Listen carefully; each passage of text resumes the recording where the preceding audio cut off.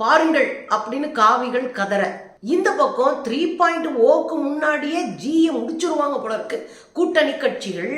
சந்திரபாபு நாயுடைய மகன் கொடுத்த பேட்டி மோடியை கதற விட்டு இருக்கிறது. என்னடா பண்ண போறோம்னு பயத்துல வச்சிருக்கு. சம்பவம் ஆயிப்போச்சு. ஏற்கனவே பிடிஆர் பழனிவேல்ராஜன் பேசிய ஒரு காணொளி தமிழ்நாடு முழுக்க வைரலாக்கப்பட்டிருக்கு. கல்வி குறித்து அடிச்சு நோட்டாங்கையில தள்ளிட்டு காவிகளை சம்பவம் செய்திருக்கிறார் பிடிஆர் பழனிவேல் தியாகராஜன். இன்னொரு பக்கம் நீங்க பாத்தீங்க அப்படின்னா இந்தியா முழுவதும் பற்று எரிந்து கொண்டு இருக்கிறது நீட்டுக்கு எதிரான போராட்டம். ஆட்சியே அமைக்கல, மோடி 3வது முறை உட்காரல, மோடிக்கு எதிராக மக்கள் நிற்கிறார்கள். அப்படியே இந்த பக்கம் வந்தீங்கன்னா நம்ம ஐயா எடப்பாடியார் அதிமுகவில் இருந்துட்டு பிஜேபியினுடைய வெற்றிக்கு வேலை செஞ்ச கழக தலைமை பொறுப்புல இருக்கிற கும்பலை தயவு தாட்சணியம் இல்லாம நான் களை எடுப்பேன், தூக்கி எரிஞ்சிருவேன் அப்படின்னு கூட்டத்தில் அறிவித்திருக்கிறார். உண்மையில எனக்கு ஆச்சரியம் என்ன தெரியுங்களா, சந்திரபாபு நாயுடு இப்படி மோடியை வாழ வச்சுட்டாரேன்னு கோபம் இருந்தாலும் அங்க ஒய்எஸ்ஆர் காங்கிரஸ் கட்சியை சேர்ந்த ஒய்எஸ்ஆர் அவர்களுடைய சிலைகளை உடைத்து அங்க பயங்கரமா வன்முறையில இந்த கட்சிக்காரங்க இறங்கி இருந்தாலும் தெலுங்கு தேசம் கட்சிக்காரர்கள் நேற்று சந்திரபாபு நாயுடைய மகன் கொடுத்த பேட்டி வரலாற்று சிறப்பு மிக்க முக்கியமானதுன்னு நான் நினைக்கிறேன். ஏன் தெரியுங்களா, இஸ்லாமியர்களை கேவலப்படுத்தி இஸ்லாமியர்களை பெரும்பான்மை சமூகமாக இருந்த இந்துக்களுக்கு எதிராக நிறுத்தி பிரிவினைவாதம் பேசி ஓட்டை பெருக்கி விடலாம், ஓட்டை அள்ளிடலாம் அப்படின்னு நம்ம நினைச்சிட்டு இருக்கும் போது கூட்டணியில இருக்கிறவங்க வேற மாதிரி முடிவு எடுக்கிறாங்க. தாலி அறுத்துருவாங்க முஸ்லீமு, இந்த காங்கிரஸ் வந்தாங்கன்னா 2 மாட்டுல ஒன்ன பிடிங்கி அவங்களுக்கு கொடுத்துருவாங்க, ஒரு எருமாடு போயிரும், உங்க இட ஒதுக்கீடு போயிரும், நீங்க அவ்வளவுதான் நாசமா போவீங்க அப்படின்னு மிரட்டி ஒரு இந்து சமூகத்துக்குள்ள ஒரு அச்சத்தை விளைவித்தார் இந்த நாட்டினுடைய பிரதமராக இருக்கக்கூடிய மோடி. ஆனா என்ன நடந்துச்சு தெரியுங்களா, இன்னைக்கு சந்திரபாபு நாயுடு அவர்களுடைய மகன் நர லோகேஷ் அவர்கள் ஒரு தனியார் தொலைக்காட்சிக்கு பேட்டி கொடுக்கிறார். அப்ப அவங்க கேட்கிறாங்க, என்னங்க மோடி இஸ்லாமியர்களுக்கு எதிராக நிக்கிறாரு, நீங்க என்ன இஸ்லாமியர்களுக்கு இடஒதுக்கீடு கொடுப்பேன் அப்படின்னு சொல்றீங்களே, இது சரியா அப்படின்னு கேட்ட போது அத்தனை தெளிவான பதில் சொல்லியிருக்காரு. அவர் என்ன தெரியுமா சொல்லியிருக்காரு, ஆந்திராவில் இஸ்லாமியர்களுக்கான இடஒதுக்கீடு தொடரும், இது இன்னைக்கு நேத்து வந்த உரிமை இல்லை, 20 ஆண்டுகளாக தொடர்ந்து இஸ்லாமியர்களுக்கு நாங்கள் இந்த இடஒதுக்கீடு என்கிற உரிமையை கொடுத்து வருகிறோம், இது ஒரு சமூகத்தை திருப்திப்படுத்துகிற அரசியல் இல்லை. அது ரொம்ப முக்கியமான வார்த்தையா பாக்குறேன். இவங்க ஓட்டு போட்டுருவாங்க, இவங்க என் பக்கத்துல நின்றுவாங்க, அதனால நான் கட்டாய இடஒதுக்கீடு அப்படி திருப்திப்படுத்துற அரசியல்ங்கிறது இல்லை. ஆனா என்ன தெரியுங்களா, சமூகத்தில் ஒடுக்கப்பட்ட நிலையில இஸ்லாமியர்கள் இருக்கிறார்கள், பொருளாதாரத்துல சுத்தமா கீழே இருக்கிறாங்க, சாமானியர்களுக்கும் சாமானியமா கிடக்குறாங்க, கொடூரமான ஏழ்மை சூழல்ல இஸ்லாமியர்கள் இருக்கிறாங்க. ஒரு அரசினுடைய வேலை என்ன, அதுல இருந்து அவர்களை காப்பாற்றுவதானே, வளர்ச்சி என்பது அனைத்து சமூகத்தையும் அரவணைச்சு போறதானேன்னு கேட்டிருக்காப்ல. எனக்கு ஆச்சரியங்க, அதான உண்மையும் கூட. எல்லா சமூகத்தையும் விட இஸ்லாமியர்கள் தானே கீழே இருக்கிறாங்க, எல்லா சமூகத்தை விட இஸ்லாமியர்கள் பொருளாதாரத்திலும் அரசியலும் சமூக சூழலும் பின்தங்கி இருக்கிறாங்களே. அப்போ வளர்ச்சினா என்ன, கார்பரேட்டுகள் மாத்திரம் வளர்ந்துட்டு போறதா, அது வீக்கம். வளர்ச்சி என்பது அனைத்து சமூகத்தையும் அரவணைத்து அவர்களை ஒருங்கிணைத்து ஒரு வளர்ச்சியை கட்டமைப்பது. அவ்வளவு அழகான பையன் சொல்றாரு, இஸ்லாமியர்களின் தனிநபர் வருமானம் மற்றவர்களை விட மிக மிக குறைவாக இருக்கிறது, ரொம்ப முக்கியம். தலித்துகளை விட பழங்குடிகளை விட இஸ்லாமியர்களுடைய தனி மனித வருமானமும் அவருடைய வேலை வாய்ப்பும் கல்வியும் பின்தங்கி இருக்கு. நீ வளர்ச்சியை பற்றி பேசினா ஒரு நாட்டின் குடிகளாக இருக்கிற அவர்களை அரவணைச்சு தான் போகணும், அதுதான் அரசியல். அந்த அரசியலைத்தான் நாங்கள் தொடர்வோம் அப்படின்னு முடிச்சிருக்காங்க. எனக்கு உண்மையிலே ரொம்ப சந்தோஷமாய் போச்சு. மோடி கதற ஆரம்பித்திருக்கிறார்கள், காவி கும்பல் பதற ஆரம்பித்திருக்கிறது. என்னடா நீட்டி முளைக்கி மோடி பேசியிருக்கிறாரு, இவங்க என்னடா சட்டு புட்டுன்னு வேலையை முடிச்சு விட்டாங்களே, என்னையா பண்றது அப்படின்னு கதறிக்கிட்டு இருக்கிறாங்க. எனக்கு ரொம்ப சந்தோஷமா இருக்கு. அதோட பெகாசஸ் ஊழலை திரும்ப விசாரிக்கணும், அது நிறைய பேசியிருக்கிறார், அறிவு சார்ந்து பேசியிருக்கிறார், சமூக நீதியோடு பேசுறாரு. அவர் சொல்றாரு இஸ்லாமியர்களுக்கு இடஒதுக்கீடு கொடுப்பது என்பது சமூக நீதி அப்படின்னு பேசுறாரு. எனக்கு ரொம்ப சந்தோஷம். ஒரு சின்ன பையன் அவ்வளவு அழகா பேசியிருக்கிறாருன்னா அரசியல இவ்வளவு தெளிவா இருக்கிறாருன்னு அர்த்தமா இருந்துச்சு எனக்கு. தென்னிந்தியா எப்போதும் அரசியல் தலைநகரங்களாக இருப்பதில் பெருசா ஒரு ஆச்சரியப்படுறதுக்கு ஒன்றும் கிடையாது. ஆனால் நின்று அடிக்குது பாருங்க நமக்கு அடுத்த ஜெனரேஷன், அது உண்மையிலே கொண்டாடப்பட வேண்டியது ஒண்ணுங்க. இன்னைக்கு இந்தியா முழுவதும் நீட் தேர்வுக்கு எதிரான போராட்டங்கள் வெடிச்சிருக்குங்க. வாரணாசியில நம்ம மோடியோடைய சொந்த தொகுதி மக்கள் பேரணி போறாங்க. பயங்கரமான போராட்டம், பயங்கரமான பிரச்சனையை அப்படி இழுத்திருக்கிறாங்க. மோடி இதை எப்படி கட்டுப்படுத்துவனே தெரியாம இருக்கிற பாருங்களேன்.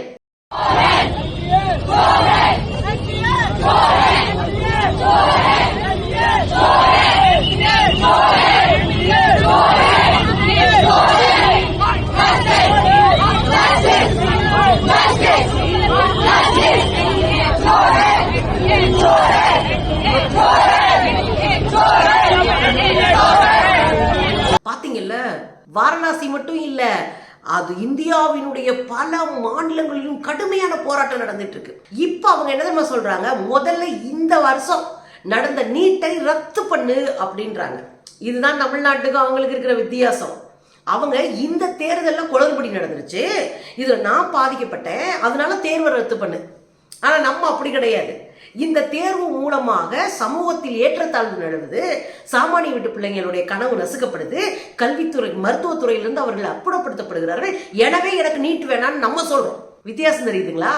இந்தியாவை நீட்டுக்கு எதிராக வாய் திறக்காத போது தமிழ்நாடு தான் நீட்டுக்கு எதிராக அடிச்சு ஓட விட்டாங்க. காரணம் என்ன தெரியுமா? ஏன்னா இந்தியாவிலே அதிகமான மருத்துவ சீட்ஸ் கல்லூரிகள் இருக்கிற ஊரு நம்ம ஊரு, மருத்துவ கட்டமைப்பு இருக்கிற ஊரு நம்ம ஊரு. அவனா வந்து படிப்பா, ஏன் பிள்ளை படிக்க கூடாதா? டேய், கல்வித்துறையே ஏற்றத்தாழ்வா இருக்கு. இதுல இன்னும் ஒரே தேர்வுல எப்படி நீ செலக்ட் பண்ணுவ? அந்தந்த மண்ணுக்கு ஏற்ற மாதிரி பிள்ளைங்களை நாங்க படிக்க வச்சுக்கிறோம், நீ ஒன்றும் அதை பத்தி கவலைப்பட வேணாம் அப்படின்னு நம்ம சொல்றோம். புரியுதுங்களா? நாம தான் சட்டப்பேரவையில் தீர்மானம் கொண்டு வந்தோம். நாம தான் ஏகே ராஜன் அவர்கள் தலைமையில ஒரு ஆய்வு குழுவை உருவாக்கி அவர் ஆய்வு பண்ண வச்சு பல பேர் அவர் நேரா சந்திச்சு இது சமூக நீதிக்கு எதிரானதுன்னு ரிப்போர்ட் கொடுத்திருக்காரு. அந்த ரிப்போர்ட்டை அரசாங்கத்துக்கு கொடுக்கறதோடு இல்லாம பல்வேறு மாநில அரசுகளுக்கு அவங்க மொழியில மொழிபெயர்த்து நம்ம கொடுத்தோம். இதுக்கப்புறம் தான் மேற்கு வங்கத்துல பெங்கால் பொக்கோ அப்படின்ற ஒரு அமைப்பு நம்முடைய ரிசர்ச் அந்த ஆய்வு செய்து கையில் கொடுத்தோம்னா அறிக்கை, அதை வச்சு போராட்டம் நடத்துறாங்க. தமிழ்நாட்டை போல நீட்டுக்கு எதிராக போராட்டம் செய்யணும்னு வலியுறுத்தி இந்தியாவுல பிரச்சாரம் பண்ணாங்க பெங்கால் பொக்கோ என்கிற நிறுவனம். உங்களுக்கு புரியுதுங்களா? நாம் அறிவா இருக்கோம், அதனாலதான் கல்வி சூழலை நாம் எப்போதும் விட்டு கொடுத்ததில்லை.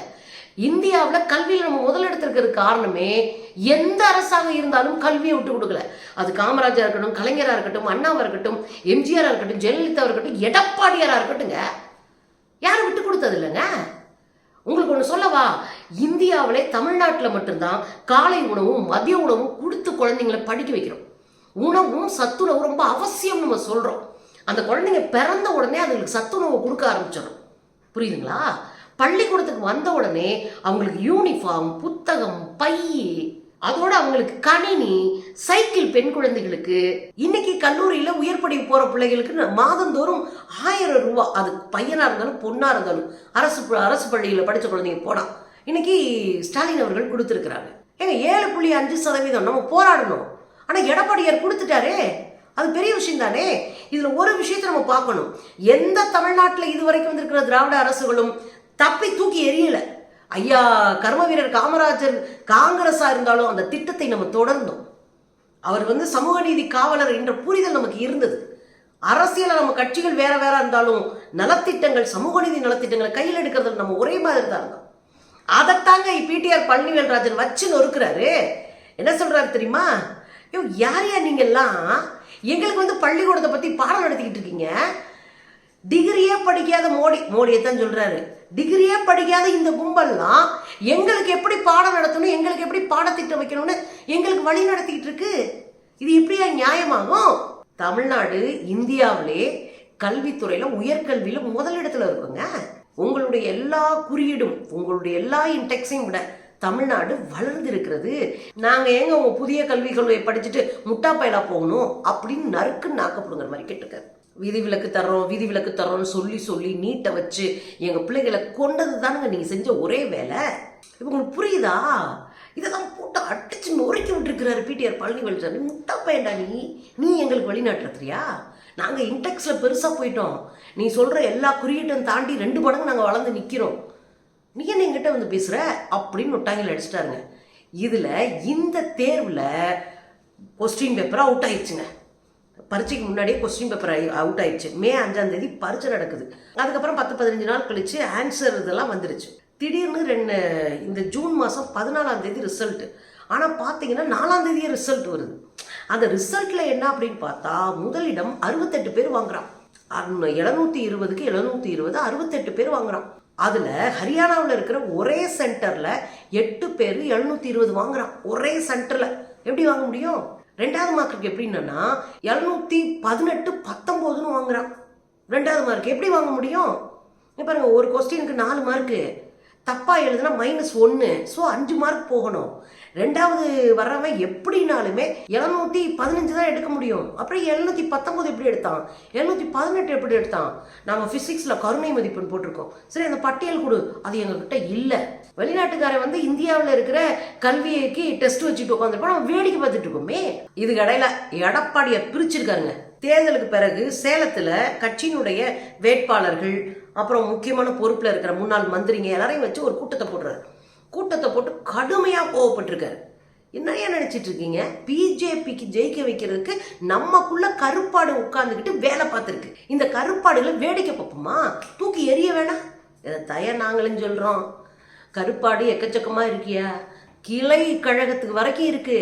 கிளையில் தலைவராக செயலாளராக இருக்கிறவனுக்கு ஆசை கொடுத்து பிடிங்கிறாங்கயா பிஜேபி. அவங்கள வச்சுக்கிட்டு அந்த அதிமுக காரங்களாம் ஒருங்கிணைச்சு அதை அப்படியே லம்பா பிஜேபியில் சேர்க்க ஆரம்பிச்சிருக்கிறானுங்க.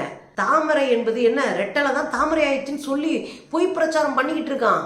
நீ திரும்ப அடியோட இருந்து வேரோட கட்டமைக்க வேண்டிய அவசியம் இருக்கு. இப்ப நம்ம என்ன கேட்கிறோம்? இந்த கருப்பாடுகளை களையெடுத்தாதான் இன்னைக்கு அதிமுக குறைந்தபட்சம் 2016 தன்னை நிலைநிறுத்தி கொள்ளும். அதுல உறுதியா இருக்கணும். ஆக மோடி பதவி ஏற்கிறதுக்கு முன்னாடியே வட இந்தியா பத்தி எரிஞ்சிட்டு இருக்கு. மாணவர்கள் மோடிக்கு எதிராக களத்திலே நிற்கிறார்கள்.